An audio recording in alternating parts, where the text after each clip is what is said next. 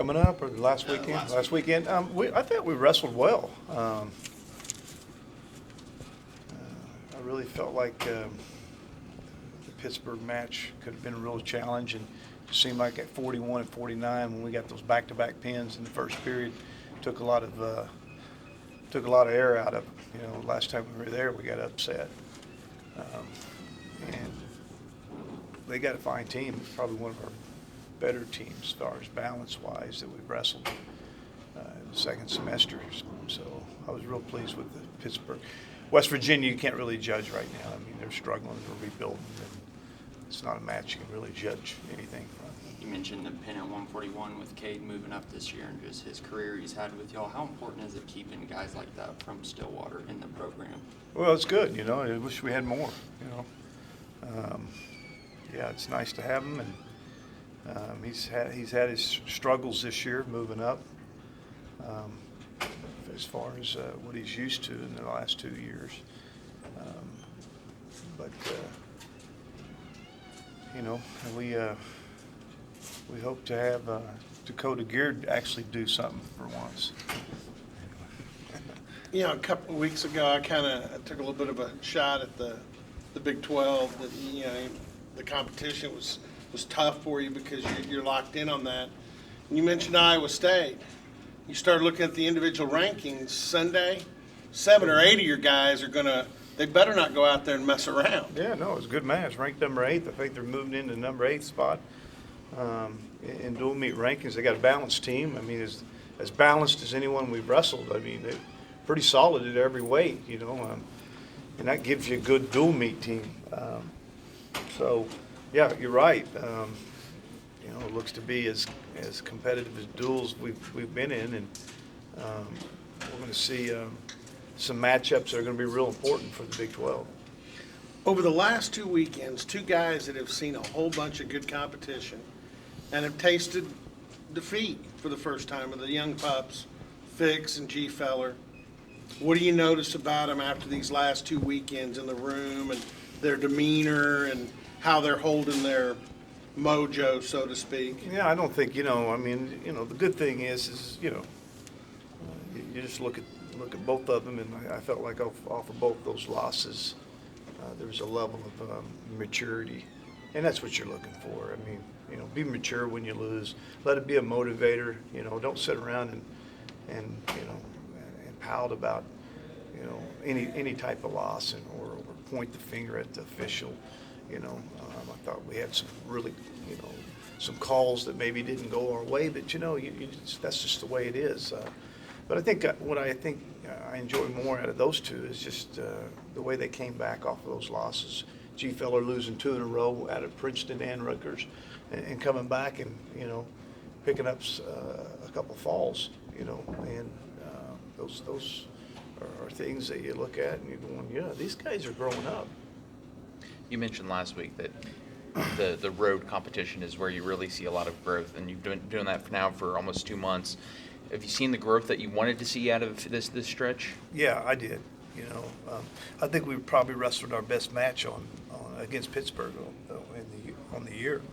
You know, I thought in a couple of those key matches where there were some guys ranked, particularly 157 with Wyatt Sheets going against, you know, a kid that's ranked 10th in the country. I mean, 10th.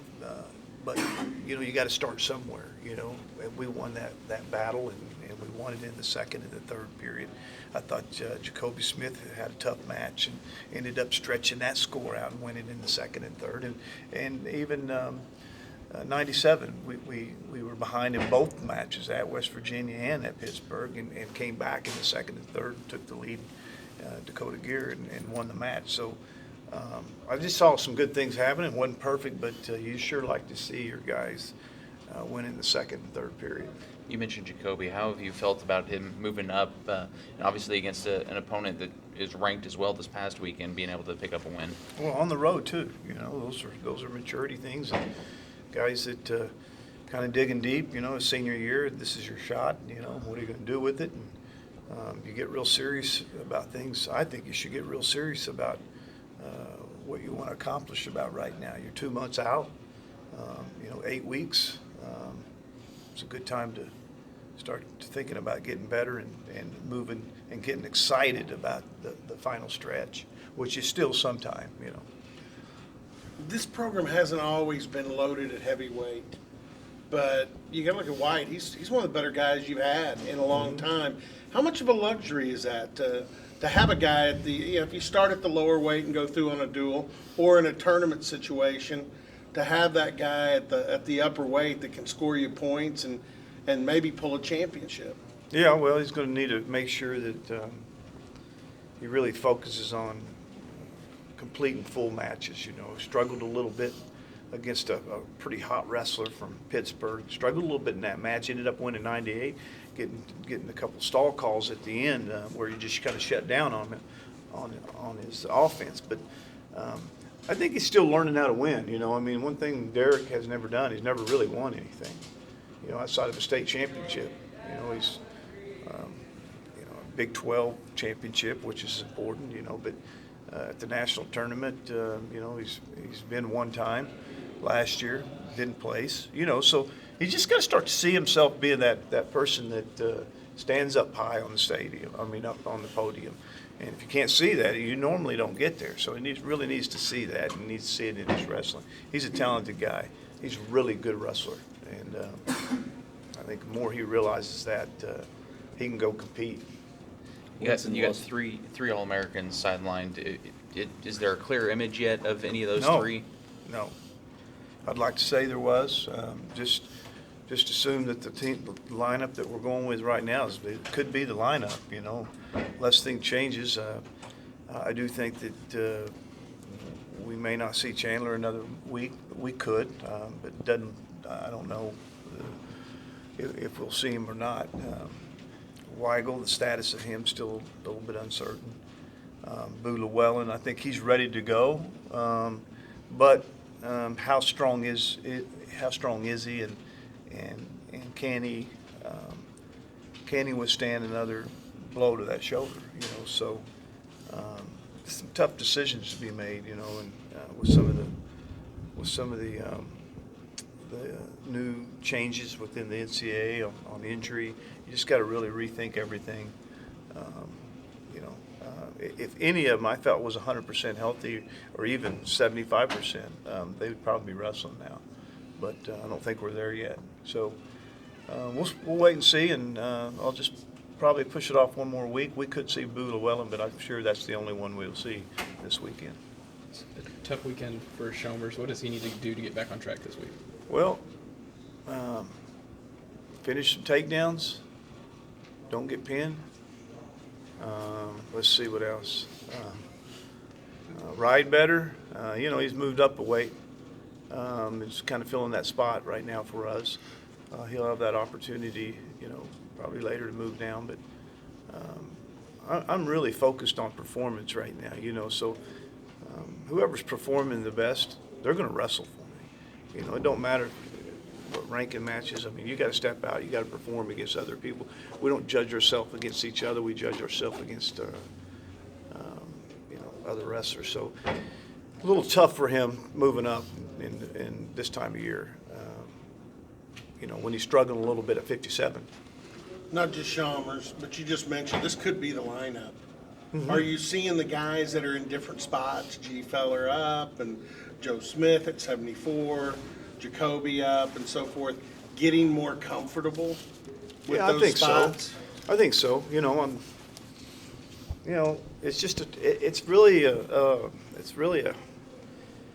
you know, it's just a tough situation when you don't know about the health of someone, right? And you know, wrestling's a little different than other sports. I mean, you got to be healthy. I mean, you know, you got a bad shoulder. You got a bad shoulder. You know, you're not gonna go out and just whip everybody. You're gonna struggle if you have a bad shoulder.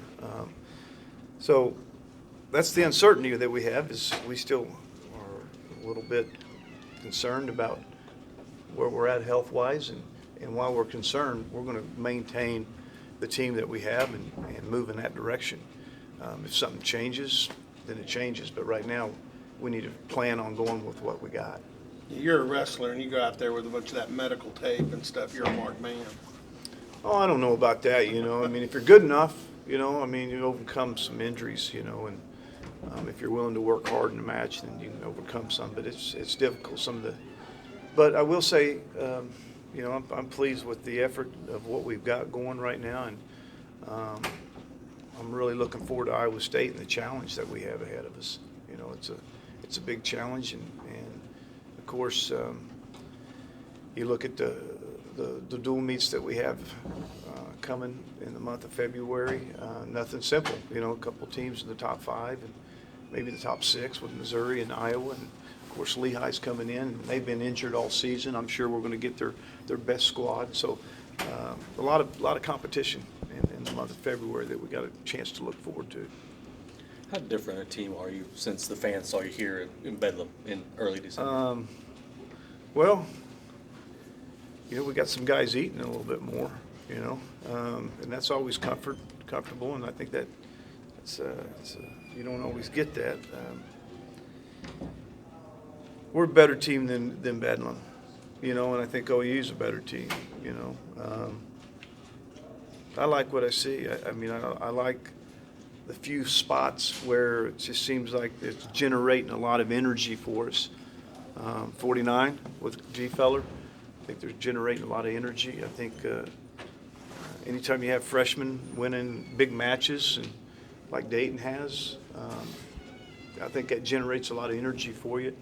I think when you got a guy that is running out and putting up a lot of points every time he wrestles, like Nick Piccinini, that's big, you know. We hadn't seen Joe all season, and you know, his pretty good performance at the Southern Scuffle, and you know, you just generate a lot of energy for your team. So we've had more than just one person doing that, and I tell you, that's the key, kind of to you know, having a lot of success, and we're having a lot of success. You know, we're winning big.